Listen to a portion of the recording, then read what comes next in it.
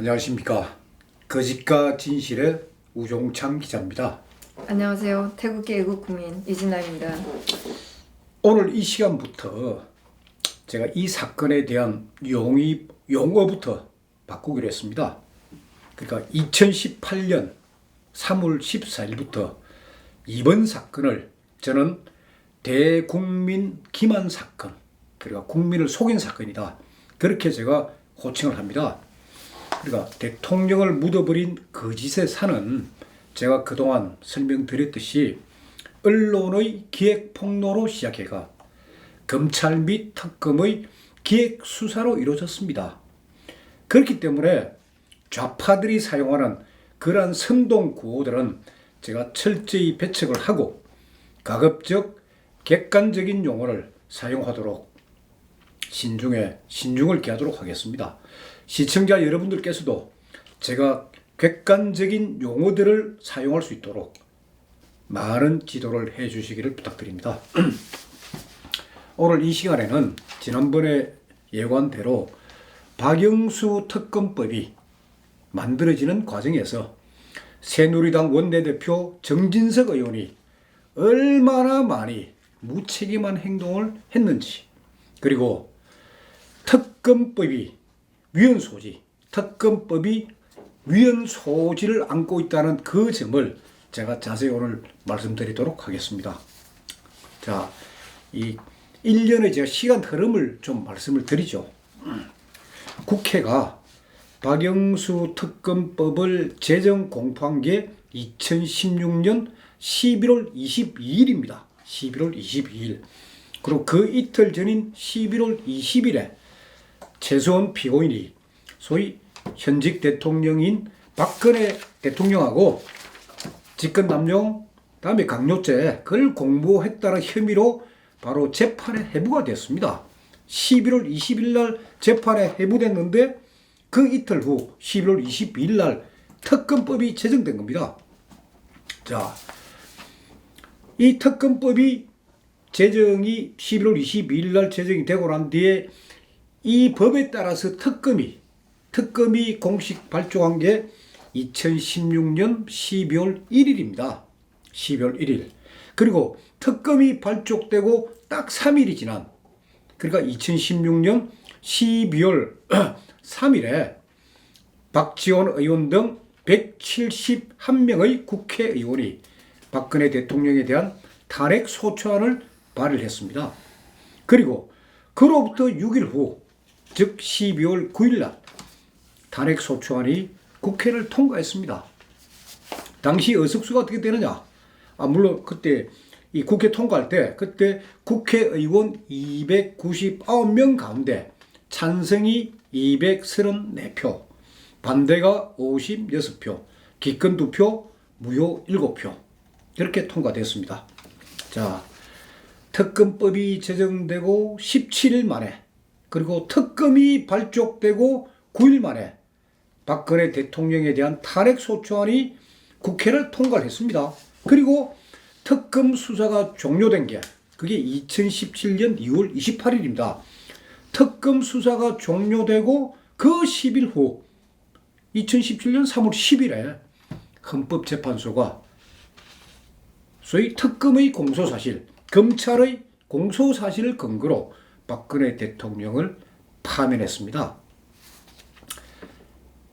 2016년 11월 22일부터 특검법 제정에서부터 특검 발족, 특검 수사 종료, 헌법재판소의 파면 결정, 아주 일사천리로 이루어졌습니다. 당시 새누리당의 의석수가 126석입니다. 새누리당이 협조를 하지 않으면 탄핵소추안은 국회 통과를 못합니다. 그런데 야당인 소위 더불어민주당이 12월 3일 날 발의하고 6일 후 12월 9일 날 그냥 밀어붙인 거예요. 왜 밀어붙였을까요? 탄핵소추안 통과된다 확신했기 때문에 밀어붙인 겁니다. 특검법의 어느 조항 때문에 민주당이 그때 확신을 하게 된 거예요? 그렇죠. 그러니까 특검법에 그 시그널, 그 사인이 있는 거예요. 이 특검법을 딱 보니까 이거는 더불어민주당이 밀어붙여도 새누리당이 반대하지 않는다 하는 사인이 그 속에 있습니다. 자, 그 내용이 뭐냐? 특검법 제3조의 제2항 그리고 제3항입니다. 이 두 개 항을 딱 보는 순간 야당 의원도 이제 이거는 밀어붙여도 새누리당 반대하지 않는다. 그러면 특검법 제3조는 무슨 내용입니까? 특검법 제3조는 특별검사의 임용에 대한 내용입니다. 특별검사는 어떻게 임용하느냐 그 내용입니다. 요게 4개 항으로 되어 있어요. 3조가 4개 항으로 되어 있는데 1항하고 4항은 아주 의례적인 조항입니다. 제가 조금 설명을 해드리겠습니다. 제1항은 국회의장은 그 특검법에 의한 사건들을 수사하기 위하여 이 법 시행일로부터 3일 이내에 한 명의 특별검사를 임명할 것을 대통령에게 서면으로 요청해야 한다. 이건 아주 평범한 법에 있는 아주 평범한 의례적인 조항이에요. 위헌 소지가 있는 조항이 뭐냐? 그게 2항하고 3항입니다. 2항은 뭐냐? 대통령은 제1항에 따른 요청서를 받은 날로부터 3일 이내에 한 명의 특별검사를 임명하기 위한 후보자 추천을 받는 거예요. 이제 후보자 추천을 받는데 후보자 추천은 원내 교섭단체 중 더불어민주당 및 국민의당에 의뢰해야 된다 이거예요. 새누리당 속 뺀 겁니다. 2항에 특검법 2항에. 그리고 3항이 또 뭐라 써놨냐? 자, 더불어민주당 및 국민의당은 제2항에 따라 앞에 제2항에 따라 특별검사 후보자 추천 의뢰서를 받은 때에는 소위 대통령으로부터 그 의뢰를 받은 때에는 받은 날로부터 5일 이내에 이제 후보 대상이 옵니다. 15년 이상 판사 또는 검사의 직에 있었던 변호사 중에서 더불어민주당 및 국민의당이 합의한 2명의 특별검사 후보자를 대통령에게 서면으로 추천해야 한다. 2명 더불어민주당, 국민의당입니다. 새누리당 아예 추천 권한이 없는 거예요. 그리고 제3은 뭐냐? 그러니까 대통령은 특별검사 후보자 추천서를 받으면은 추천서를 받은 날로부터 3일 이내에 추천 후보자 중 한 명을 특별검사로 임명해야 한다. 이것도 아주 의례적인 조항이에요. 문제는 바로 특검법 제3조의 2항과 3항. 그리고 이 2항과 3항은 위헌적 요소가 있는 그런 조항입니다.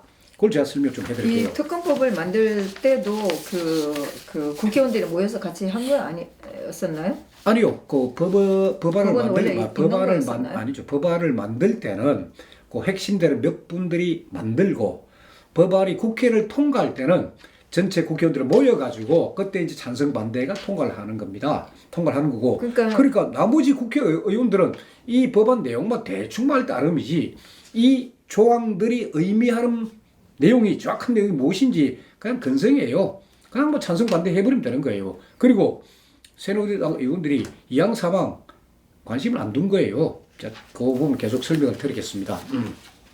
자, 당시 국회를 가보면은 여당이자 원내 교섭단체인 새누리당이에요. 완전 쏙 빼버리고. 물론 그때 뭐 정의당이 6석이고 무소속이 7석입니다. 그러니까 정의당이나 무소속은 원내 교섭단체가 아니기 때문에 뭐 제외할 수도 있습니다. 그런데 집권여당 새누리당을 아예 빼버린 거예요. 자, 이게 얼마나 위헌적 요소가 있는 것인지 제가 구체적인 예를 들어서 한번 설명을 해보겠습니다. 근데 왜 새누리당은 거기에 대해서 그렇게 아무런 생각이 없었나요? 어떻게 이렇게 제 설명을 들어보십시오. 제가 설명을 쭉 해드리겠습니다. 그 부분에 대해 가지고 자, 제가 검찰청법을 하나 예를 들겠습니다. 검찰청법 제27조 제1항에 보면은 검찰총장에 대한 임명 규정이 있습니다. 검찰총장은 이런 사람으로 임명한다는 규정이 있습니다. 자, 검찰청법에는 어떻게 되냐? 검찰총장은 15년 이상 판사, 검사, 변호사 등 직위에 재직한 사람 중에서 임명한다. 그러니까 15년 이상의 법조 경력을 갖춘 사람 중에서 임명한다. 검찰총장 임명한다. 이거는 아주 당연한 검찰총 임명 권한이에요.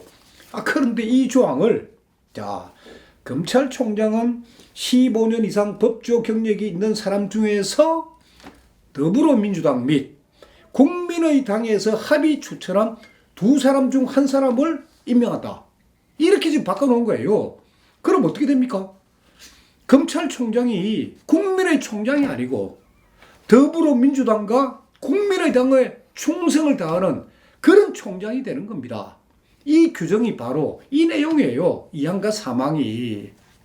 사실은 뭐 그때 제 기억에 의하면 이런 뭐 이건지 뭔지 모르지만 대통령이 굉장히 자신 있으니까 저것도 받아들이는 보다 이렇게 생각을 한 적이 있었거든요. 전혀 아닙니다. 새누리는 뭐 하고 있길래 이런 거를 그대로 이렇게 받아들일 수가 있어요? 전혀 아니고 그 당시 정진석 원내대표라 이런 사람들은 아이고 뭐 시대 흐름이 그렇고 지금 뭐 대통령에 대한 뭐 부정적 여론이 많으니까 그냥 갑시다 이런 식으로 했는데 아주 잘못된 행동을 한 거예요. 물론 그 의도도 있습니다. 그것도 제가 좀 이따 말씀드릴게요. 그러다 보니까 자 특별검사는 대통령이나 새누리당하고 전혀 관계없이 야당 더불어민주당 국민의당에서 임명한 사람이에요. 그럼 박영수 특검 누구 말 듣겠습니까? 대통령 말 듣겠습니까? 아니 새누리당 말 듣겠습니까? 더불어민주당하고 국민의당 말만 들으면 되는 거예요. 그러니까 이 특검법을 만들 때 소위 특검 임용 권한, 추천 권한을 더불어민주당하고 국민의당한테 새누리당이 넘겨줬다는 거? 이게 뭘 의미할까요, 이게? 자, 이게 이 내용이에요. 자, 더불어민주당하고 국민의당이 너네들의 입맛에 맞는 사람을 특별검사로 임명해가지고 그리고 이 야당하고 특별검사가 합심해가 박근혜 대통령을 코너로 밀어붙여도 된다. 그 사인입니다, 이게. 사실 뭐 저희가 뭐 집회에 나오면 뭐 기획 탄핵, 사기 탄핵 뭐 이런 얘기를 많이 하잖아요. 그러면 이런 상황을 보면은 거의 뭐 기획 탄핵이 맞다고 할 수 있는 거 아닌가요? 맞습니다. 그 부분도 제가 조금 설명을 드리겠습니다. 좀 드리는데, 그러니까 새누리당이 아주 기면 특검법 만드는 것에 대해서 아주 묵시적 동의, 이게 묵시적 동의입니다. 묵시적 동의 한 게 뭡니까? 야당 여러분, 특검 여러분, 대통령 마음대로 요래도 좋습니다. 그리고 조만간 우리가 탄핵 소추안 발의해서 대통령을 바로 파면시켰습니다. 이런 야합을 한 겁니다. 그래서 방금 진아 씨가 지적한 대로 이게 사기 탄핵이다, 기획 탄핵이다. 결코 틀린 말 아닙니다. 법적인 절차는 밟았죠. 국회의원들이 소위 말해가 탄핵 소추를 하고 그리고 국회에서 소위 재적 의원 3분의 2 이상으로 해가지고 발의했다. 법적으로는 하자가 없습니다. 그런데 실제는 뭡니까? 새누리당 일부 의원들, 제가 전체라고는 이야기를 안 하겠습니다. 왜? 반대 의원들이 있으니까. 새누리당 일부 의원들의 묵시적 협조 속에 박근혜 대통령을 기획 탄핵한 거, 그게 결코 틀린 주장 아닙니다. 그건 맞습니다. 이렇게 위헌 소지가 있는데도 불구하고 새누리당이 이렇게 반대하지 않았다는 건 잘못된 거 아니에요? 그래, 그때부터 기획 탄핵이 시작된 겁니다. 2016년 11월 22일 특검법이 제정되는 그때부터 이 기획 탄핵이 시작됐습니다. 사실은 뭐 그때 뭐가 뭔지도 모르고 너무 급하게 돌아가는 걸 보면서 이게 맞는 것 같습니다. 저희 같은 경우는 뭐 생각할 틈도 없이 그런 상황이었다고 저는 기억을 하거든요. 그렇죠. 그때 새누리당의 원내대표가 정진석 의원입니다.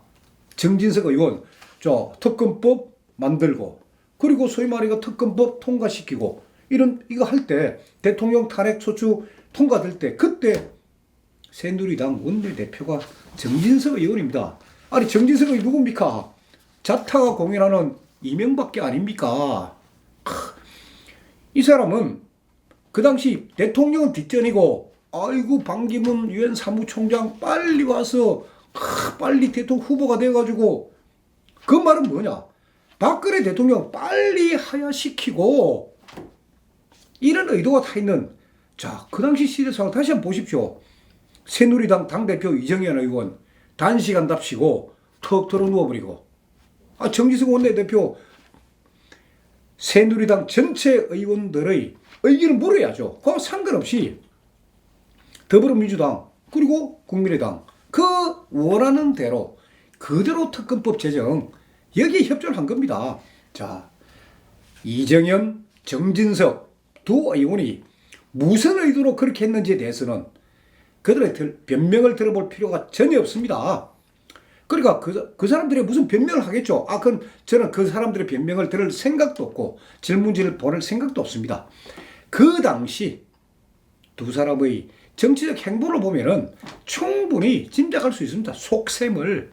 그래서 이 부분은 제가 이렇게 대충만 설명을 드리고 다음 시간에 요 전문가를 제가 모시기로 했습니다. 그 전문가가 나와가지고 그 당시 정치 상황을 조금 자세히 설명을 해드릴 겁니다. 정치를 한두 해 한 것도 아니고 몇십 년 해왔던 사람들이 대통령 임기가 남아있는데 그런 짓을 했다는 게 정말 아주 인간적으로 아주 못된 그렇죠. 인간들이. 그러니까 2016년 11월 22일 특검법 제정에서부터 대통령 탄핵 12월 9일 대통령 탄핵에 이르기까지 그 당시 우리 대한민국 사회 그리고 그 당시 청와대 그걸 한마디로 요약하면 저는 이렇게 묘사를 하겠습니다. 언론의 허위 기사가 대통령에 대한 부정적 여론을 쫙 확산을 시킵니다. 자, 검찰은 언론의 광란에 발맞춰 가지고 아주 칼춤을 춥니다. 그 다음에 특검이 발족됩니다. 특검은 야당과 합심해가 대통령에게 뇌물죄를 뒤집어 씌웁니다. 뇌물죄. 그래 되니까 이 촛불이라는 검은 세력이 진짜 어두컴컴한 밤을 틈타가지고 모여가 청와대를 무너뜨리겠다고 그 청와대 앞에서 온갖 개성을 지르는 그런 광란의 광장이 그 당시에 열린 겁니다. 그래서 대국민 기만 사건의 진실 규명은 다 사라지고 언론과 검찰과 특검과 촛불이 의도적으로 만든 그 광란의 광장 속에 박근혜 대통령은 나홀로 버려진 그런 신세가 되고 말았던 것입니다. 뭐 여기뿐이겠어요. 일반인들, 국민들까지 다 사기에 넘어와서 대통령 편이 된 사람이 겨우 뭐 서울역에 모인 몇 분들 뿐이었었죠. 그래서 그것이 바로 대국민 기만 사건의 본질입니다. 제가 그동안 쭉 말씀을 드리지만은 자, 언론에서 제대로 정확한 보도를 한 거 그걸 갖고 수사가 이루어지고 한다면 저도 다른 말 안 하겠습니다. 그럼 맞다고 하겠습니다. 언론에 보도된 내용 중에 거의 90% 이상이 전부 다 허위 기사입니다. 허위 기사뿐만 아니고 완전 악의적인 조작 기사도 있습니다. 그래서 언젠가는 이정현, 정진석 두 의원은 소위 기획 탄핵의 진실을 국민 앞에 진짜 무릎 꿇고 밝혀야 됩니다.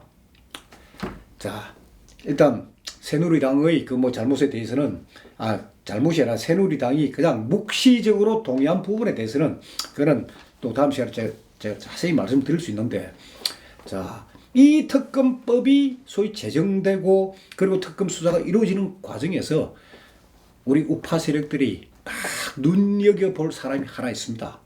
이 사람은 앞으로 계속 주시를 해야 됩니다. 누구냐? 더불어민주당의 박범계 의원입니다. 박범계 의원. 소위 특검법을 광장의 입맛에 맞게끔 설계하고 통과시킨 사람입니다. 이건 제가 이렇게 평가하는 게 아니고 더불어민주당 의원들이 특검법 제정과 공포에 최대의 공을 세운 사람은 박범계 의원이다 라고 자랑을 하고 있으니까 저도 알게 된 거예요. 뭐 사실 이 사람 뭐 이름은 굉장히 많이 나오고 있는데요. 이 부분에 대해서 좀 얘기 좀 한번 해줘보세요. 그렇죠. 제가 이제 앞으로 주목해야 될 사람이라고 이야기했는데, 일단 박범계 의원은 우리법연구회, 그러니까 김명수 대법원장이 소속되었던 우리법연구회 소속의 판사 출신입니다. 이분은 판사 출신인데, 자, 이분이 큰 오심을 한번, 그러니까 죄가 없는 사람을 죄가 있는 걸 한 그런 판결한 분입니다. 1999년 전주지방법원에서 이 박범계 의원이 형사 단독 판사, 그리고 영장 전담 판사로 있을 때 그때 전라북도 삼내에 위치한 나라라는 슈퍼마켓에서 강도치사 사건이 하나 발생합니다. 70대 주인이 칼에 맞아 죽는 강도치사 사건이 발생합니다. 근데 이 사건에서 그 용의자들 3명의 용의자가 그때 잡히는데 그 용의자들이 범인이다 라고 유죄 판결을 내린 판사가 박범계 판사입니다. 그런데 그 사건 삼내 슈퍼에서 발생한 강도치사 사건의 범인이 사건 발생 17년 뒤에 진범이 잡힙니다. 그러면서 이게 오심으로 판명이 난 거예요. 자, 살인범으로 몰린 이 피고인들이 재판 과정에서 법정에서 이렇게 호소합니다. 경찰의 강압수사 때문에 허위 자백했다 우리가. 그리고 이 살인범으로 몰린 피고인들은 약간의 장애가 있는 분들이었습니다. 그럼 막 호소를 했는데 안 받아준 거예요. 그래서 10년 이상 그냥 억울하게 감옥살 합니다. 이분들의 호소를 경찰, 검찰, 법원 전부 다 묵살했습니다. 이 묵살한 게 다 드러났습니다. 자, 그러다 이 사람들은 이제 진범이 잡히면서 풀려나와가 결국 재심을 받고 무죄 확정 판결을 받았습니다. 무죄로. 사실 뭐 판사라는 게 사람을 죽일 수도 있는 그런 상황이고 이 사람이 잘못했으면 사람을 사형을 시킬 수도 있는 거 아니었었어요? 그렇죠. 그럼 근데 자기 살면서 사죄하면서 살아야 되는 거 아닌가요? 물론 박범계 의원이 이 억울한 피해자 3분에게 뭐 사과를 한 적은 있습니다. 사과를 한 거는 있는데 막 그거는 차치하고, 자, 이 사건 이후에 그래서 박범계 의원은 대전지방법원 판사를 끝으로 법원을 떠납니다. 법원을 떠나가지고 2002년, 그러니까 3년 사건은 1999년이고 2002년 10월 달에 새천년 민주당의 대통령 후보, 바로 노무현 후보입니다. 노무현 후보의 법률 특보로 정치인 생활을 시작합니다. 박범계 의원이.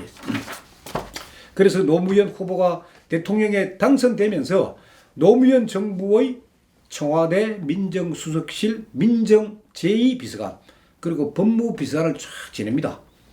그리고 2012년에는 제19대 국회의원이 되고 지역구는 대전 서구을입니다. 19대 국회의원이 되고 2016년에는 20대 국회의원이 된 지금 재선 의원입니다. 박범계 의원은. 그리고 작년 2017년 대통령 선거 때 문재인 캠프에서 종합상황실 그 이 실장을 지낸 사람이에요. 그 지금 직책은 뭐냐? 더불어민주당 적폐청산위원회 위원장입니다. 이 사람이. 자기 잘못은 뭐 아무 상관이 없네요. 살면서. 그러니까 1953년생이니까 올해 55입니다. 그래서 이분 박범계 의원은 아주 향후 행보, 그러니까 문재인 정부에서 어떤 일을 하게 될지, 현재는 적폐청산위원장이고 아주 향후 행보가 주목되는 전략가로 알려져 있습니다. 그래서 우파 세력들은 이 박범계 의원을 잘 주시를 해야 됩니다. 법무부 장관 갈까요? 그러면 아까 말씀하실 때 특검법 제3조가 위헌 소식 있다고 그러셨는데 그러면은 그 헌법 소원을 내야 되는 거 아닌가요? 당연하죠. 자, 이게 헌법 소원 심판 청구서입니다. 이게 이경재 변호사께서 헌법재판소에 제출한 이 청구서입니다. 자, 물론 이전에 그렇게 작년 2017년 3월 7일 날 최서원 피고인이 그 자기 사건 재판에서 그때 처음으로 이경재 변호사가 서울중앙지법 형사 22부 그러니까 김수현 부장판사한테 위헌 법률 이 신청을 했습니다. 특검법 제3조 2항 3항 위헌이다. 그러니까 위헌 법률 신청을 했는데 김세훈 재판장은 여야가 합의에 통과시킨 법이기 때문에 위헌적 요소가 없다. 기각을 해버렸습니다. 그 뭐 별도의 검토 없이 판사가 바로 그 자리에서 그렇게 결정할 수 있는 거예요? 담당 재판부가 그걸 기각할 수도 있고 이거는 말이 됩니다 해가지고 소위 헌법재판소로 넘길 수도 있습니다. 이거는 위헌 소송은. 그런데 이 경우에 그럼 김세훈 판사 바로 기각했습니다. 이거는 위헌 법률 이건 안 된다. 그래서 그 당시 시대 분위기 2017년 3월 7일 그 무렵의 시대 분위기는 대통령 나가시고 나서 그러니까 대통령에 대한 아주 부정적 여론이 많을 때이기 때문에 이거 뭐 위헌 기각되는 게 당연하다 이래 생각을 했죠. 그래서 이경재 변호사가 2017년 4월 21일 날 딱 한 달 뒤에 헌법재판소에다가 그러니까 이제 재판부가 기각을 하니까 이제 헌법재판소에다가 특검법 제3조 제2항 및 제3항은 헌법에 위반된다는 결정을 내려달라 하고 헌법재판소에 이 청구서를 제출한 겁니다. 그때 저도 이 사건을 지켜본 기자로서 저도 아이고 변호사님 지금 분위기가 이랬는데 법원의 분위기가 이랬는데 아이고, 이거는 그냥 막 바로 각하입니다. 국회에서 여야 합의로 통과된 법인데 무슨 이게 위헌 소지가 있느냐고 바로 각합니다. 큰 기대를 하지 마시지요. 라고 저도 그런 의견을 그때 말씀을 드렸죠. 그럼 뭐 국회의원들은 법을 잘못 만들어도 같이 만들기 때문에 넘어가야 된다는 얘기인가요? 아니 그건 아닌데 당시 이제 재판부가 해당 재판부 형사지방법원 서울지방법원 형사 22부란 해당 재판부가 이렇게 판단을 잘못하니까 그럼 바로 이제 헌법재판소에다가 일단 위헌 재청 신청을 하는 거예요. 그래서 당연히 각하될 줄 알고 신청을 했는데 아이고 헌법재판소 받아들인 겁니다. 이거 각하할 줄 알았는데 받아들이가 이거 심리를 하겠다는 거예요. 그 재판부가 김희수 재판관 그 헌법재판소장 하려고 하다가 국회에서 이제 안 되신 분인데 그 김희수 재판관이 속해 있는 그 재판부에 지금 배당이 됐습니다. 현재 지금 심리하고 있습니다. 물론 제출된 거는 작년 4월 21일이고 거의 한 1년이 지나가고 있지만은 내용이 어려운가 보죠. 그렇게 1년씩이나 끄는 거 보니까. 고민하고 있겠죠. 그래서 아직까지 헌법재판소 결정은 안 나왔습니다. 안 나왔는데 자 그럼 결정 딱 두 가지예요.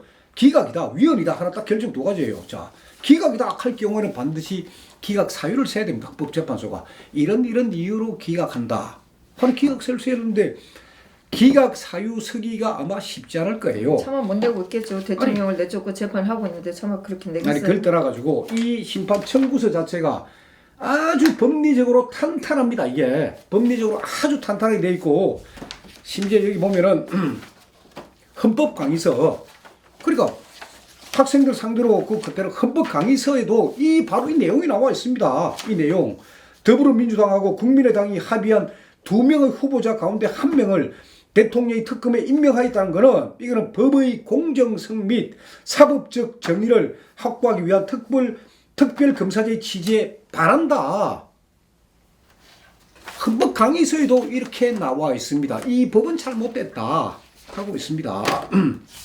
자, 그래서 맞아 기각 판결 헌법재판소가 기각하면은 그 기각 사유도 진짜 영국감입니다. 연구를 해야 된다 우리가 그것도 봐야 되고. 그래서 제가 이 헌법소원 심판 청구서 요거는 저희들이 그 진실과 정의 카페가 개설되는 대로 제가 전문을 다 올려드리겠습니다. 여러분들께서도 공부 차원에서 한번 읽어보시는 게 상당히 좋은 자료입니다. 자, 기각됐을 경우 그렇고 만약에 위헌이 맞다. 특검법 제3조 2항과 3항이 위헌이 맞다. 소위 특검이 국민의 특검이 되어야 되지 왜 더불어민주당과 국민의당의 이익을 대변하는 특검이 되어야 되느냐. 이거는 위헌이 맞다. 라고 헌법재판소가 판단을 해주면 어떻게 되겠습니까? 자, 대통령 그러면 탄핵마저도 다 무효가 되는 거 아닌가요? 대통령 탄핵까지는 가지 않지만은 일단 특검이 기소한 사건, 특검이 이건 죄가 된다 걔가 소위 법원에 재판을 해본 그 사건, 이 사건에서부터 공소권 없음 또는 공소기각입니다. 자, 그럼 예를 들면 뭐냐? 대통령하고 최소한 피고인에게 적용된 그 뇌물죄, 특검 뇌물죄 적용한 거, 그거 공소권 없습니다. 그 사건 자체가 없는 거예요. 또 하나, 문화예술계 지원 배제 사건, 뭐 일명 그 블랙리스트 사건이랍니다. 블랙리스트 사건 이 자체도 사건 자체가 없어지는 거예요. 김기춘 비서실장, 조윤선 장관 이 즉시 위헌 판결 나는 즉시 바로 풀려납니다. 사건 자체가 없어지니까요. 그래서 지금 아까 진아 씨가 지적한 바처럼 지금 왜 빨리 판단을 안 내리느냐. 그러니까 헌법재판소로서는 판단을 하면은 이거는 위헌이 맞는데 그걸 지금 발표를 하려니까 지금 분위기가 이렇고, 그렇다고 이걸 자 기각위원이 아니다라고 하기에는 법리적으로 문제가 있고 지금 엄청난 지금 고민을 하고 있는 겁니다. 아니 뭐 한 군데라서 양심을 가져야 될 거 아닌가요? 그럼 형을 다 살고 난 다음에 발표할 건가요? 지켜봅시다. 그러니까 지금 어쨌거나 제가 뭐 나중에 말씀드리겠지만은 이 최서원 피고인에 대한 항소심 재판부도 바뀌었습니다. 그러니까 우리는 당연히 그냥 막 서울고법 형사 3부로 그대로 갈 줄 알고 그래도 해가지고 한번 내봤는데 이경재 변호사가 재판부 그러니까 재판장 기피 신청을 내봤는데 당연히 기각당할 줄 알았는데 법원이 받아줬습니다. 그러니까 형사 3부에서 하던 사건을 형사 4부 김문석 재판장으로 옮겨줬습니다. 그건 뭐냐? 법원이 달라지고 있다는 소리예요. 제가 볼 때도 이제 법원 또 이제 함부로 못한다. 그런 지금 움직임이 있습니다. 그래서 제가 지켜보자는 것이고, 우리가 지금 법치국가입니다. 우리가 법을 위반해가지고 그냥 소위 말해 폭력을 할 수는 없는 거예요. 그래서 제가 차분히 법원, 헌법재판소 판결을 기다려보고 그쪽에서 기각했을 경우 그 이유가 과연 타당한지 그 부분을 따져야 되고, 사실 그동안에 이 특검법이 뭐 위헌 소지가 있다는 말은 많았지만은 말로 하면 뭐합니까? 누군가가 위헌 신청을 해야죠. 헌법재판소에. 많은 법률가들이 많은 말을 했지만은 아무도 실천에 안 옮겼습니다. 그걸 이경재 변호사께서 그냥 묵묵히 옮기신 겁니다. 작년에 이거 탁 냈을 때 언론에 한 줄은 보도는 됐습니다. 이런 구체적인 내용은 소개가 안 되고 그냥 냈다. 당연히 기각될 것이다. 그럼 투로 그냥 한 줄 보도가 말한 거예요. 그런 게 얼마나 중요한 얘기인데 언론에서는 정말 다뤄야 될 건 안 다루고 그렇게 소홀하게 했다는 게. 그래서 뭐 어쨌든 특검법에 따라 이제 특별검사로 임명된 이 박영수 특검이 2016년 12월 1일 날 소위 윤석열 대전고검검사를 특검에 파견될 현직 검사 20명의 팀장으로 파견해 달라 하고 법무부에 정식으로 요청을 합니다. 그래서 박영수 특검이 영입한 제1호 검사가 윤석열 검사입니다. 그 윤석열 검사는 제가 그동안 몇 번 말씀드렸지만은 TV조선 사회부장 이진동 기자하고 이 대국민 기만 사건 어떻게 보도하고 어떻게 수사할지 논의한 그런 검사입니다. 예.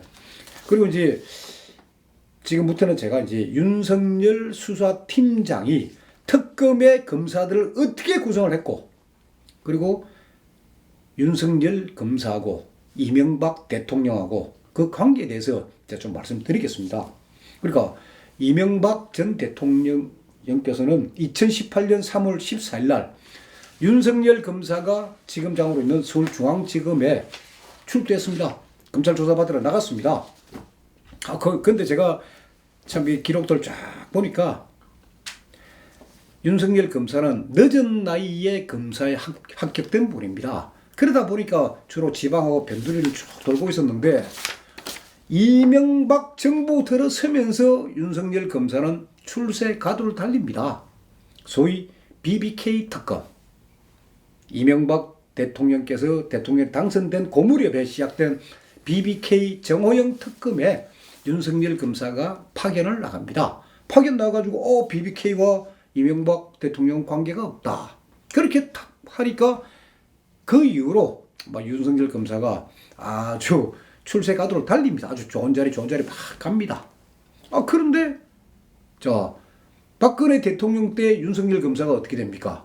국정원 댓글 사건 바람에 결국 좌천이 됩니다. 대구 고검검사, 대전 고검검사 좌천이 되니까 결국은 박근혜 대통령 탄핵 앤드 구속. 그리고 문재인 정부 들어서면서 서울중앙지검장이 퇴해가지고 자기를 출세시켜준 이명박 전 대통령을 상대로 수사를 하는 검사들의 총우두머리입니다. 그러니까 윤석열 검사는 이명박 전 대통령을 참 인연으로 만났다가 지금은 악연 관계가 돼 있는 것입니다.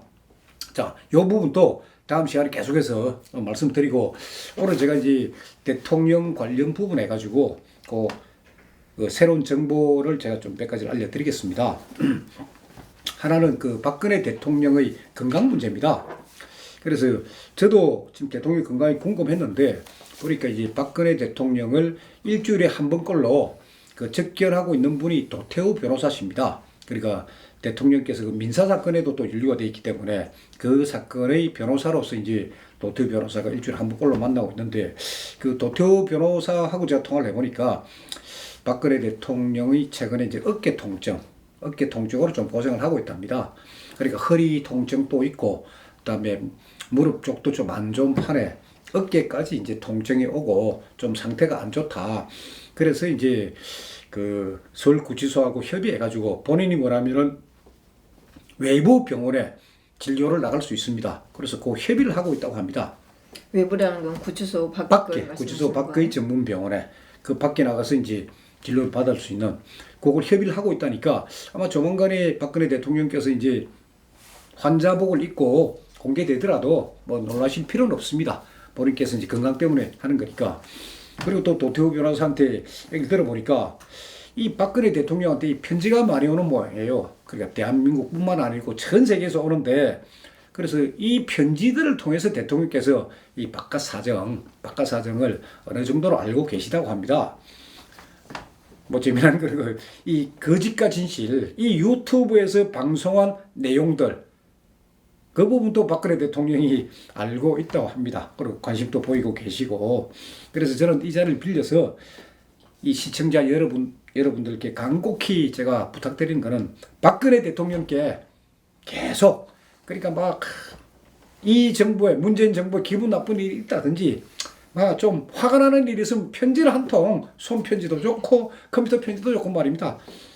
편지 한 통만 좀 써주시기를 제가 부탁을 드리고 그다음에 두 번째는 아까 제가 이제 최소한 피고인 재판부가 바뀌었다고 제가 말씀드렸는데 새로 선임된 서울고등법원 제4형사부 거기 부장판사가 재판장이 그 김문석 부장판사신데 그래 이분은 보니까 소위 김종 전 문체부 장관 그리고 장시호 그 항소심 사건을 지금 현재 심리 중에 있습니다.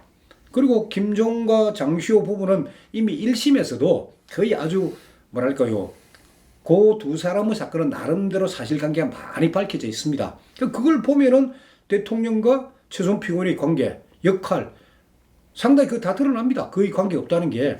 그래서 그런 사건을 김문석 부장판사가 이미 재판을 하고 계시기 때문에 최소한 피고인에 대한 사건도 그러니까 제대로 된 어떤 눈으로 보지 않을까 제가 그렇게 보고 있고 이경재 변호사 역시 고법 제4형사부에 이 사건이 배당된 데 대해 가지고 나쁘지 않다라는 그런 평가를 하고 계십니다. 그래서 작년 12월 정도 돼서 재판이 그 얼만큼 끝나고 나니까 이 재판이 어떻다는 걸 좀 알겠더라고요. 그래서 지금 분위기도 좀 많이 좀 알 수 있을 것 같아요. 그러니까 지금은 어쨌거나 자 법원이 일단 피고인의 주장을 들어준 거예요. 지금까지 어느 피고인이 하소연을 했습니까? 재판부가 마음에 안 듭니다. 바꿔달라 소리 말도 못하고 그냥 무조건 따라갔는데 이경재 변호사 딱 시도를 하니까 법원이 예 일리가 있습니다. 그거 바꿔주는 거예요. 자 헌법재판소 아니 그냥 위헌 제청 이거 기각해버리면 됩니다. 못하고 있는 거예요. 왜? 이걸 기각하려면 그 이유 법리를 세야 됩니다. 그래서 지금 법원 분위기가 지금 이렇게 되고 있고 그리고 제가 이제 대국민 기만 사건의 정치적 의미도 제가 조금 설명을 드리고 그러면서 이 사건에 관련된 사람들의 역할이 이제 자꾸 드러나고 있으니까 그리고 또 항소이유서가 조만간 제가 입수를 합니다.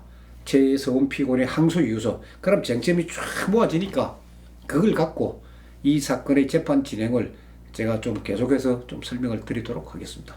진아 씨 오늘 또 나와주셔서 감사합니다. 네, 감사합니다. 예.